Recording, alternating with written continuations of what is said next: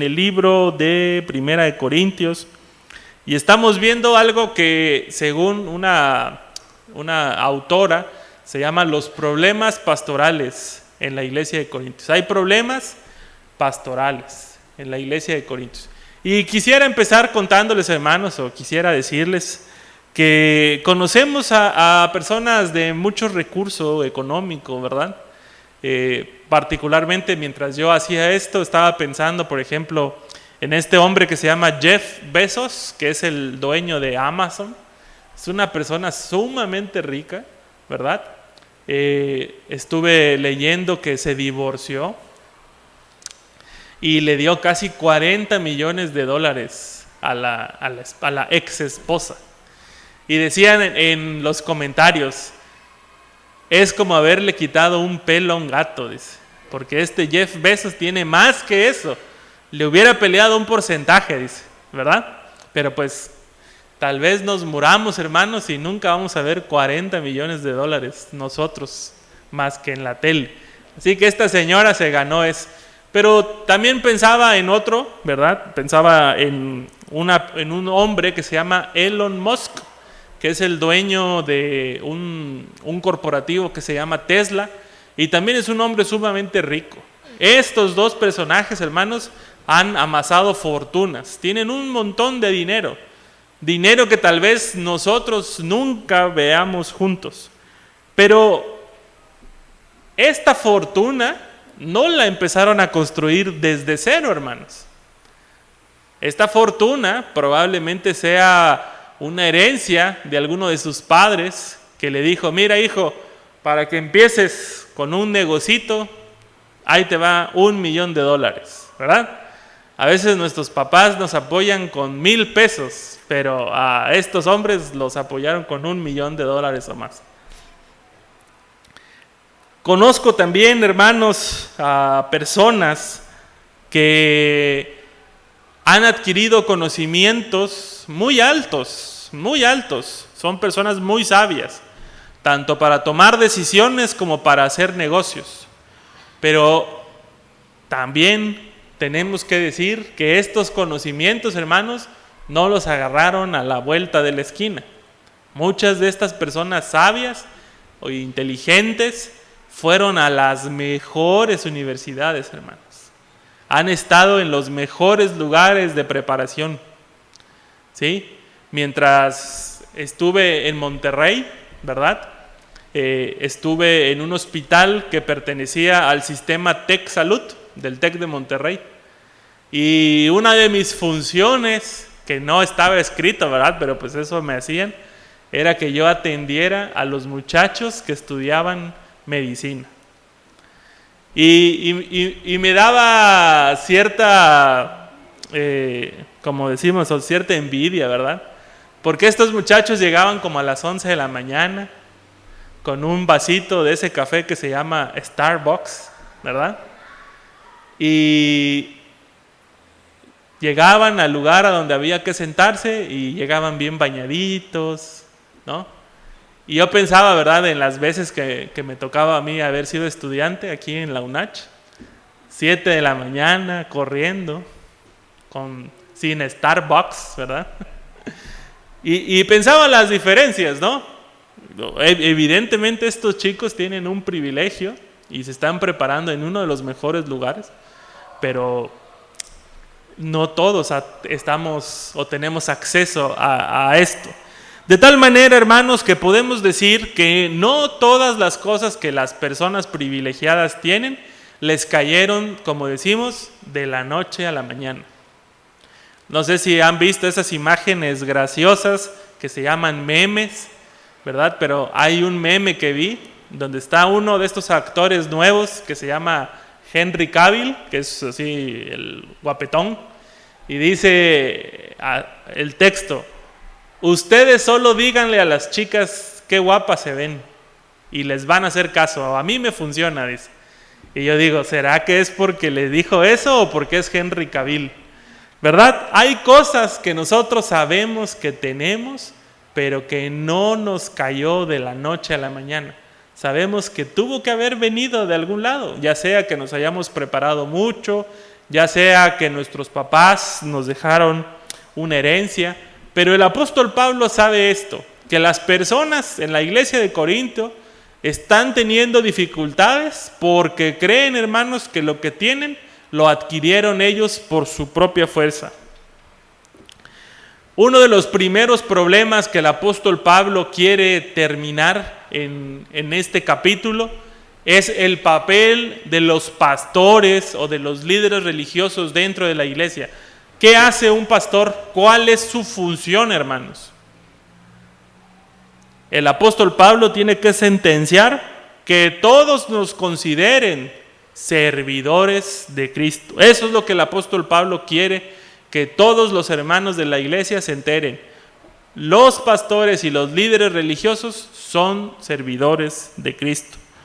No están ahí en esos puestos porque tienen mucha sabiduría. No están ahí porque tienen mucho conocimiento. Están ahí porque el Señor los ha puesto. Y así como el Señor los ha puesto, también los puede retirar en cualquier momento. Así que el apóstol Pablo se ve a sí mismo como un servidor y como un administrador. ¿Sí? ¿Qué es lo que hace un administrador? Tiene que hacer rendir los recursos, hermanos. Los que tengan un negocio propio o los que han estado trabajando en alguna empresa, saben, hermanos, que los dueños de las empresas están muy interesados en no tener pérdidas.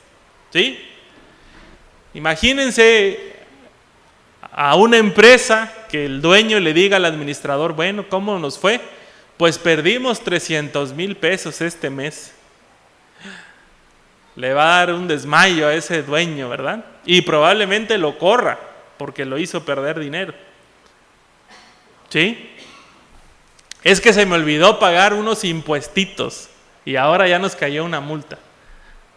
No es un buen administrador. Así el apóstol Pablo ve a los pastores y a los líderes religiosos como administradores. Es decir, nada de lo que hay en la iglesia les pertenece, sino Dios les ha dado la oportunidad que lo tengan y ellos lo tienen que administrar. Las iglesias en general, hermanos, no importa de qué denominación sea, tienen un problema que para mí es un problema grave, ¿verdad? Que las iglesias, hermanos, pensamos en un sistema piramidal. Aquí hasta arriba de la pirámide, hermanos, está el pastor o los líderes religiosos y hacia abajo el resto de los hermanos. Entonces, ¿qué quieren hacer los de abajo? Ir al siguiente nivel. ¿Y qué quieren hacer los que están en el siguiente nivel? Ir al siguiente nivel. Me ha tocado, hermanos, escuchar a personas que dicen, no, si yo fuera diácono, seguramente las puertas estarían rechinando de limpio. Y yo pienso, ¿y por qué no rechinan de limpio desde ahorita? ¿Por qué necesita ser un diácono para que esté rechinando de limpio? Parece ser que nos están diciendo, bueno, cuando yo llegue a ese puesto, ahorita no, ahorita aquí tranquilamente, pero cuando yo llegue al puesto de ahí, seguramente va a cambiar. Lo cierto, hermanos, es que quienes ya hemos estado en alguna posición de liderazgo de la iglesia, a veces decimos, no, mejor no. ¿Sí? ¿Qué tan difícil es organizar un evento, hermanos, para la iglesia? Bien difícil. Porque llegamos, como decía la hermana Blanca Lilia hoy, hermanito, hermanita, ayúdenos para esta actividad. No puedo, hermana. Ese día pagan ¿cómo se llama? La beca. No puedo. ¿Sí? O la hermana Gaby, hermana, ¿puede dar clases? No, hermana, a mí no se me da eso de los niños, ¿no? Y tiene 3 niños la hermana o el hermano, ¿no? ¿Qué hacemos, hermanos?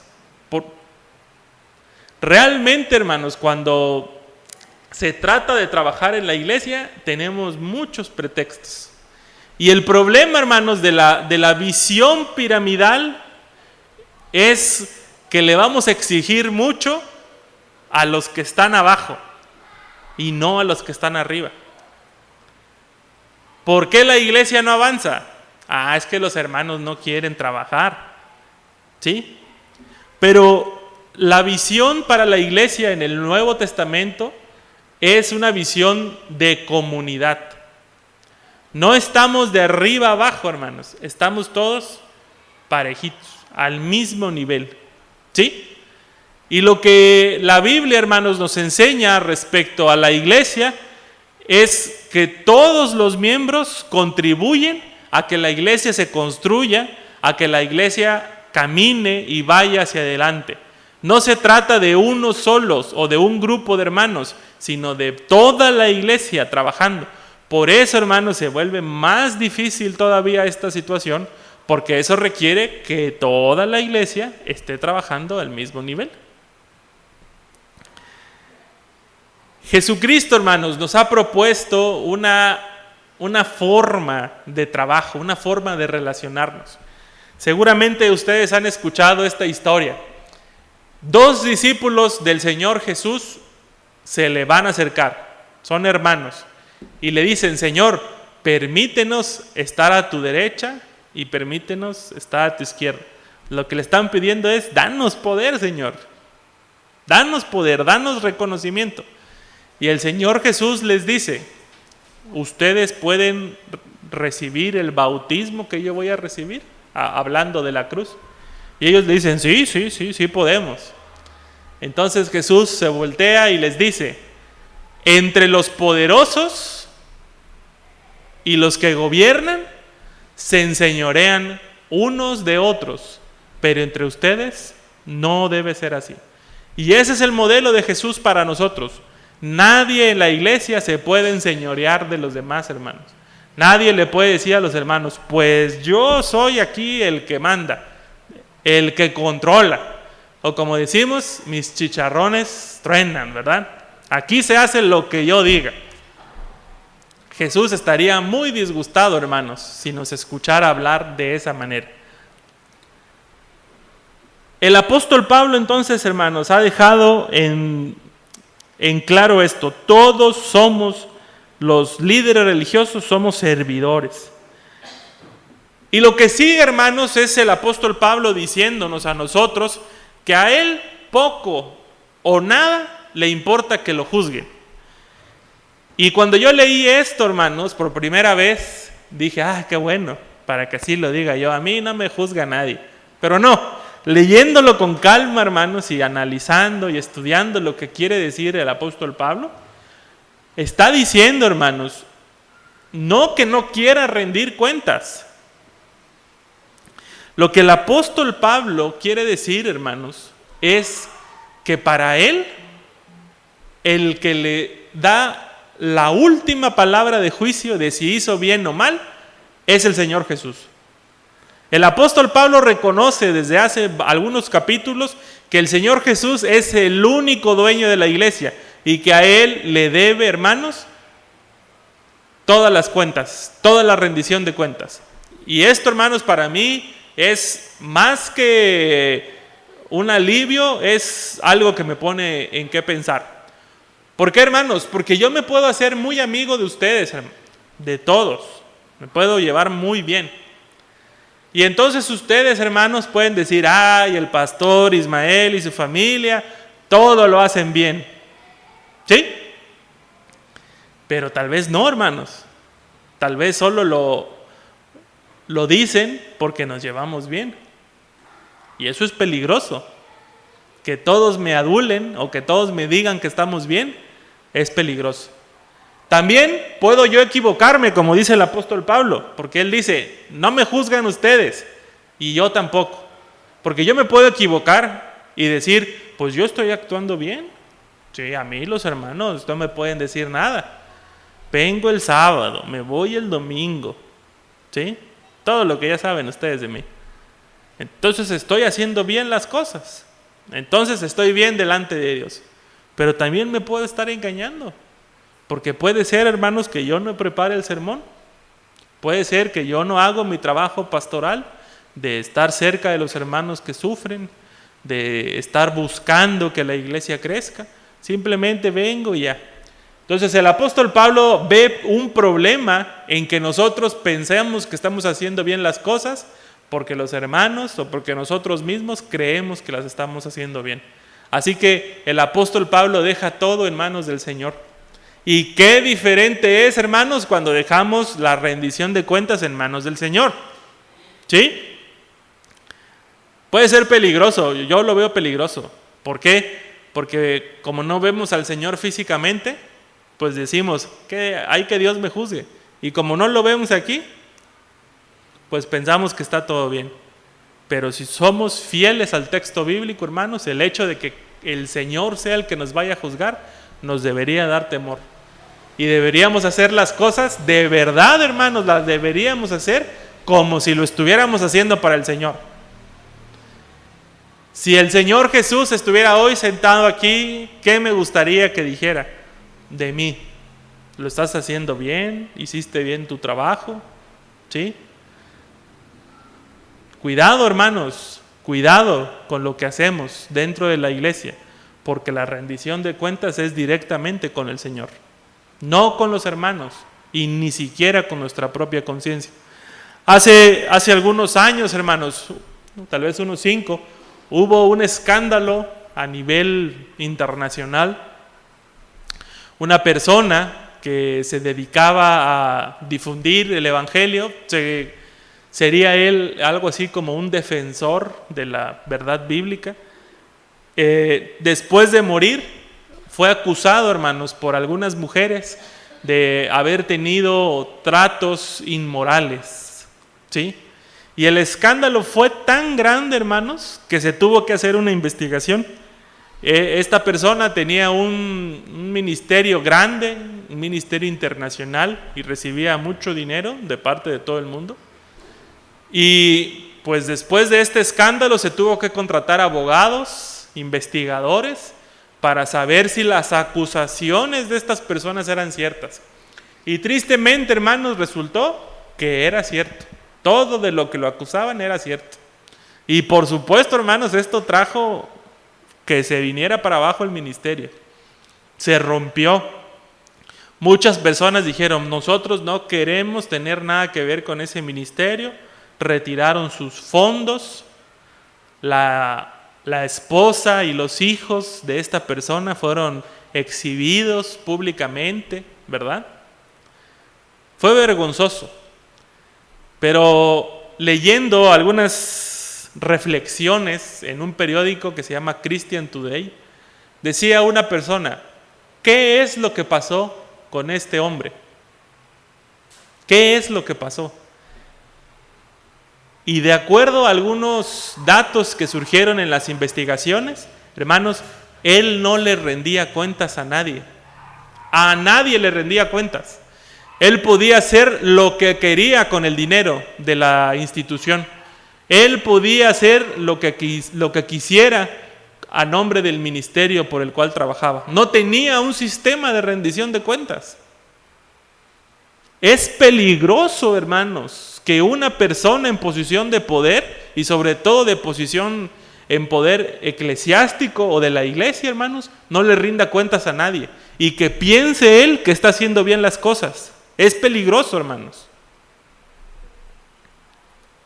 Este hombre tenía un socio comercial en uno de sus negocios y el socio comercial dice, la verdad es que a nosotros nos daba miedo, porque como era una persona muy inteligente, pues decíamos, pues él sabe lo que está haciendo, ¿verdad? Y nunca se le acercaron a pedirle cuentas de lo que estaba haciendo. Así que, hermanos, no debemos permitir que las personas que se encuentran en lugares de poder puedan ejercer el poder dentro de la iglesia sin límites. No lo podemos permitir, hermanos. Por eso el manual que nosotros tenemos dice claramente, hermanos, que la iglesia, no el pastor, la iglesia tiene que elaborar estrategias para que un pastor o un grupo de personas líderes no puedan ejercer el poder de manera irrestrictiva, es decir, que nadie les pueda pedir cuentas. A mí me parece una buena estrategia, hermanos, para la iglesia. El apóstol Pablo va a decir, no juzguen nada. Y a mí, hermanos, esto me parece que a veces es mal utilizado en las iglesias. Me parece que es utilizado de manera discrecional para obtener algún beneficio. Hermana, no me juzgue, soy el pastor. Hermano, no me juzgue, soy el pastor. Es usado de esta manera. Soy el ungido de Dios. Pero el apóstol Pablo dice, hermanos, no juzguen nada. Pero fíjense bien lo que dice, antes de tiempo. ¿Ok? No juzguen nada antes de tiempo. Es decir, vamos a tener que hacer un juicio, hermanos. Sí, lo vamos a tener que hacer. Pero el apóstol Pablo nos pide tiempo. El apóstol Pablo quiere que la iglesia examine lo que hacen las personas que están al frente de ellos. ¿Sí? Hay que darle una oportunidad, hermanos, para que se desarrolle el ministerio de una persona. Hay que darle oportunidad. ¿Qué hubiese pasado, hermanos, en la iglesia de Corinto si los hermanos hubieran juzgado como debían hacerlo? Probablemente nunca hubieran llegado a las divisiones en las que estaban. Porque los hermanos hubieran dicho, bueno, hermano fulanito de tal, esto de estarte creyendo que porque eres de Apolos o porque eres de Pablo es mejor que el otro, pues no trae nada bueno para la iglesia. Pero como no lo hicieron, hermanos, como no lo hicieron, entonces la iglesia de Corinto estaba a punto de dividirse. Y esto es un gran problema, hermanos, es un gran problema. Finalmente, hermanos, el apóstol Pablo aclara que va a haber un momento, aunque nosotros no lo queramos, en donde el Señor va a ejercer juicio. Y dice así, por lo tanto, no juzguen nada antes de tiempo, esperen hasta que venga el Señor. Él sacará a la luz lo que está oculto en la oscuridad y pondrá al descubierto las intenciones de cada corazón. Entonces cada uno recibirá de Dios la alabanza que le corresponde. El apóstol Pablo no está hablando de que nos esperemos hasta que venga Jesús en el juicio final. No, hermanos. Porque no tendría sentido que el apóstol Pablo diga que esperemos hasta que venga el Señor, porque a lo mejor nosotros ya nos morimos cuando Él venga. El apóstol Pablo dice que hay que esperar un momento en el que el Señor diga es la hora del juicio. Hermanos, al Señor no le podemos ocultar nada. Al Señor no le podemos ocultar nada. Y podremos estar diciendo una y otra vez, lo que yo estoy haciendo es para el beneficio de la iglesia. Lo que yo estoy haciendo es para el beneficio de la iglesia. Pero el Señor, hermanos, conoce nuestros corazones y conoce nuestras intenciones. Y nos debería dar temor, hermanos. Nos debería dar temor de que nosotros seamos exhibidos por el Señor y nuestras intenciones sean puestas de manifiesto. Hermano, ¿por qué dijiste eso en la iglesia? Es que, hermano, yo soy muy celoso de las cosas de Dios. ¿Sí, hermano? ¿O querías hacer sentir mal al otro hermano del otro lado? ¿No les ha pasado eso? Espero que no, ¿verdad?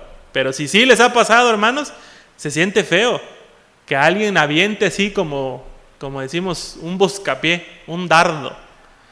¿Por qué habrá dicho eso el hermano? ¿Por qué se inició esa rumoración en la iglesia? Y alguien puede decir, no, es que ya era momento, hermanos, que parara. Pues si es así, hermanos, y si lo hicieron con esa intención, qué bueno, ¿verdad? Que el Señor haya puesto esa denuncia en su corazón. Pero si lo hicieron, hermanos, para afectar a alguien del cuerpo de Cristo, mucho cuidado, hermanos, porque se están metiendo con el cuerpo de Cristo. Mucho cuidado, hermanos. Quien piense, hermanos, que puede violentar al cuerpo de Cristo y no va a recibir su castigo y no va a ser exhibido en sus intenciones, se equivoca, hermanos. Se equivoca grandemente. En el día del juicio, hermanos, Dios pondrá de manifiesto todo lo que nosotros hemos hecho y con qué intenciones lo hemos hecho dentro de la iglesia. Finalmente, hermanos, veo y vemos en estos hermanos de Corinto cierta actitud de triunfalismo, hermanos, cierta actitud de haber sido ellos los vencedores y otros los derrotados. Hay personas, hermanos, dentro de nuestras iglesias que presumen ser más sabios, tener más conocimiento, o tener la liturgia correcta, la verdadera forma de adorar a Dios. Pero hay un problema, hermanos. Cuando eso ocurre en nuestro corazón, automáticamente segregamos a otros hermanos. Yo estoy bien y los demás están mal. ¿Y eso qué pasa, hermanos? División. Y ya de entrada, hermanos, deberíamos decir, entonces no estoy tan bien. ¿Cómo pueden ser engreídos de algo que ustedes recibieron? Se pregunta el apóstol Pablo. ¿Cómo pueden creer que esa doctrina, ese conocimiento que vino de arriba, que Cristo se las dio, ahora ustedes pueden creer que les pertenece, que ustedes los descubrieron? Y en ese estar sintiéndose engreídos, hermanos, menospreciando a los demás. En la mañana, no sé si escucharon que había un bebé ahí que ya estaba un poco molesto aquí en la iglesia. ¿Sí lo escucharon? Un bebé ya así lloroncito. Que alguno de nosotros dijera, "Shh, estamos en el culto". Y luego volteamos a ver al hermano, ¿verdad, hermano, que estamos en el culto? ¿Sí? Pero, ¿qué pasa, hermano, si la hermana o el hermano que era el papá de este bebé no tiene con quién dejarlo? Y el domingo es el único día que puede venir al templo, hermanos. ¿Lo vamos a correr solo porque nos molesta el ruido? ¿No sería mejor decirle, hermana Gaby, le ayudo a cuidar a los niños para que haya más maestros? No podemos dividir a la iglesia, hermanos, por nuestros propios gustos, por nuestros gustos personales. Y decir, bueno, pues si quieren también, ¿verdad? Y si no, ahí está la otra iglesia, 2 cuadras hay otra, que busque. No, hermanos.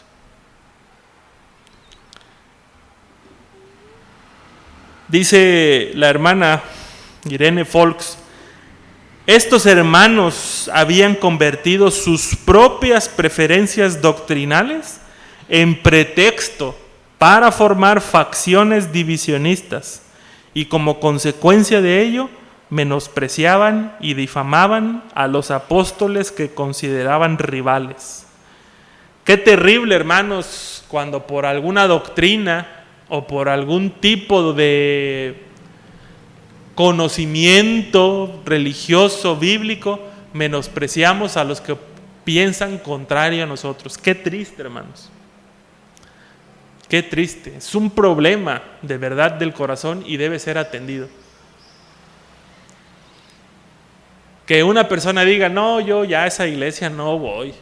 Ya no voy porque su pastor no se pone corbata.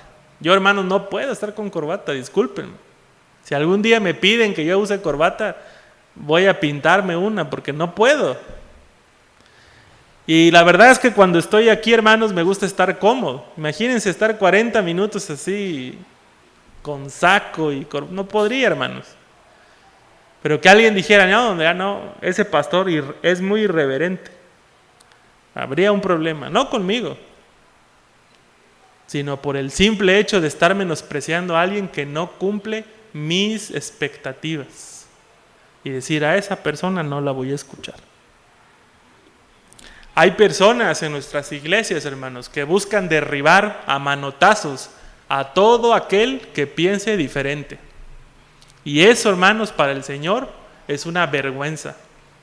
Eso, hermanos, para el Señor es algo ruin. Y va a ser castigado, hermanos.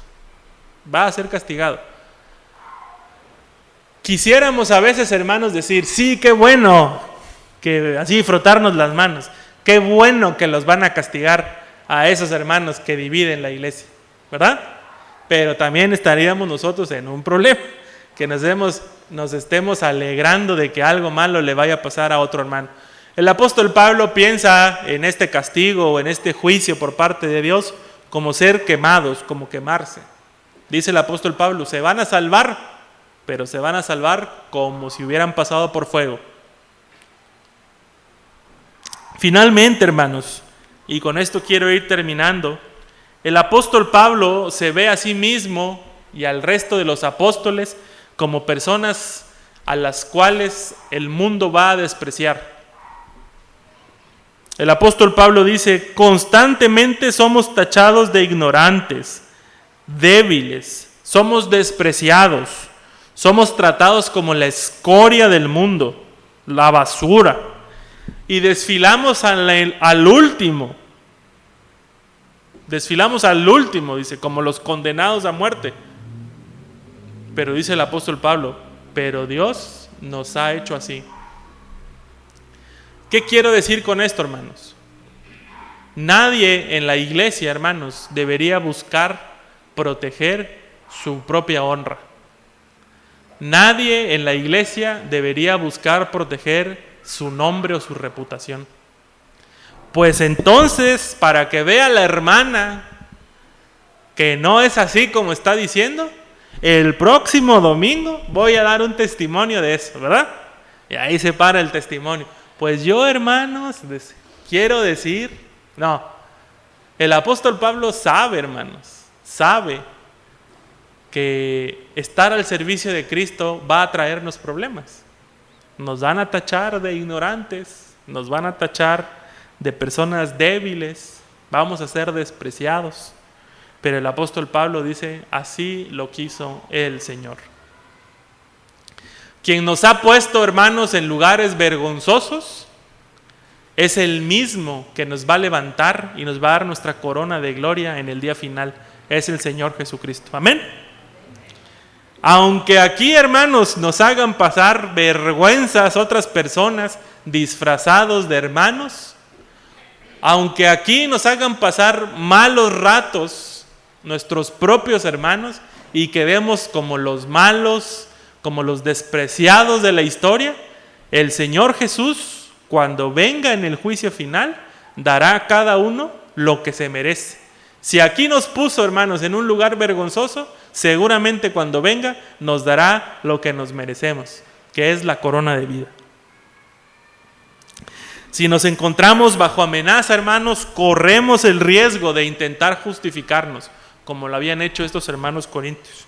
Pero el apóstol Pablo nos invita a reconocer que por causa de Cristo, a veces habrá momentos, hermanos, en donde no podremos defendernos, o en donde defendernos, hermanos, no va a ser la opción. ¿Sí? Yo he estado en situaciones, hermanos, donde me puedo defender. Pero digo, si yo me defiendo, el resultado va a ser catastrófico, porque voy a crear otro problema, y un problema más grande que el primero. Y en verdad, hermanos, he visto cómo la mano de Dios ha ido guiando mi vida, sin que yo diga nada. Y me ha ido sacando de lugares y me ha ido poniendo en otros. Y estoy agradecido con el Señor de estar con ustedes. Hoy recibí de parte de nuestra hermana Blanca Lilia un reconocimiento público. Y eso no viene de ella, viene del Señor. Viene del Señor en boca de la hermana Blanca Lilia. Yo no le pedí, ni le dije, hermana, ahorita que pase, dice usted esto. No, hermanos, no se lo pedí. Y si no lo hubiera hecho, no pasa nada. Pero tenemos que ser fieles con el texto bíblico, hermanos. Si nosotros decimos que creemos una cosa, tenemos que vivir de acuerdo a lo que decimos creer. Amén. Se siente feo, hermanos, ser menospreciado. Se siente feo. Pero el Señor sabe, hermanos, por qué nos hace pasar por este tipo de situaciones. No crean, hermanos, que el apóstol Pablo está contando algo simple. Es vergonzoso para el apóstol Pablo contar lo que le han hecho. Es vergonzoso. A nadie le gusta contar. Y se burlaron de mí. Y en la iglesia dijeron que yo era un esto, que yo era un lo otro. Es vergonzoso, hermanos. Pero si es por causa de Cristo, hay que estar dispuestos, hermanos, a soportarlo. Y no porque seamos adictos al desprecio, hermanos, sino porque sabemos, hermanos, que el Señor Jesús así trabaja.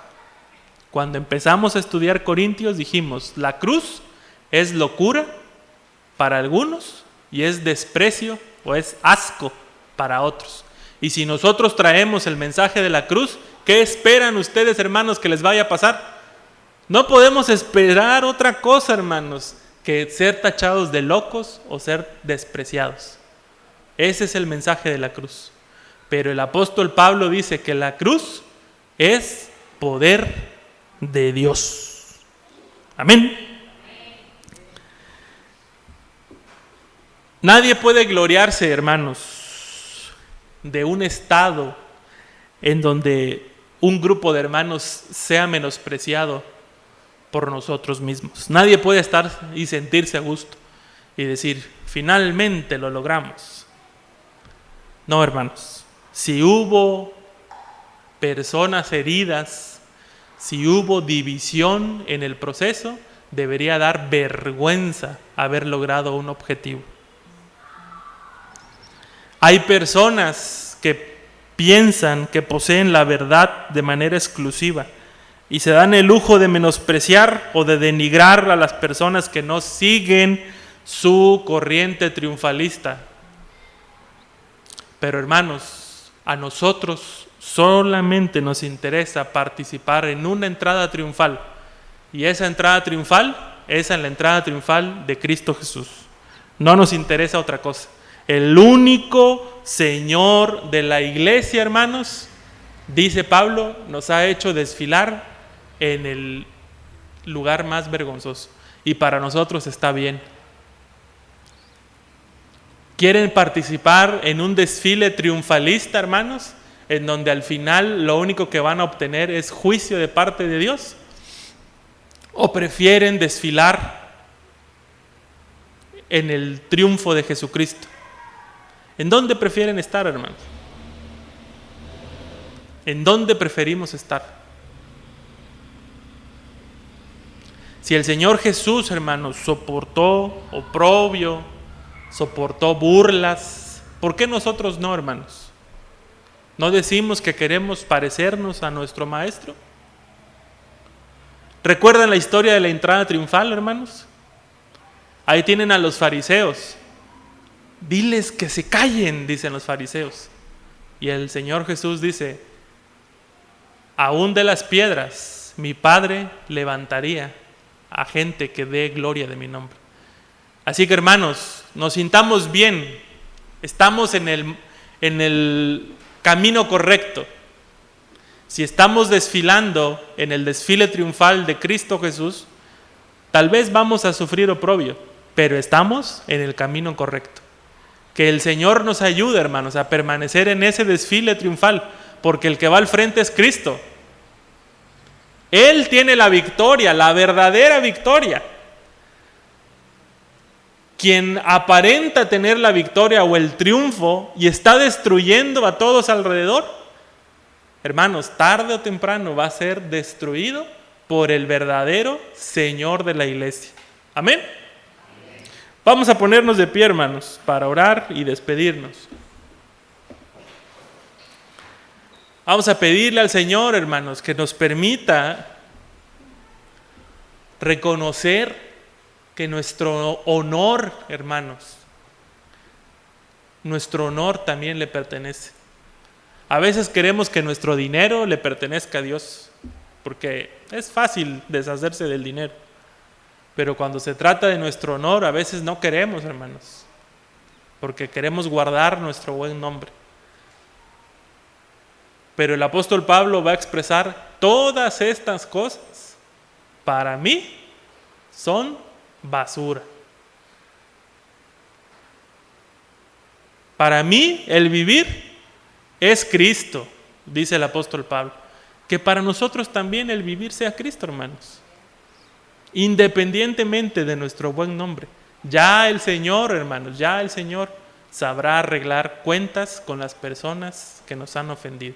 Pero que no seamos nosotros, hermanos, los que por querer guardar una apariencia intentemos defendernos y traigamos más problemas a la iglesia del Señor. Amén. Oremos.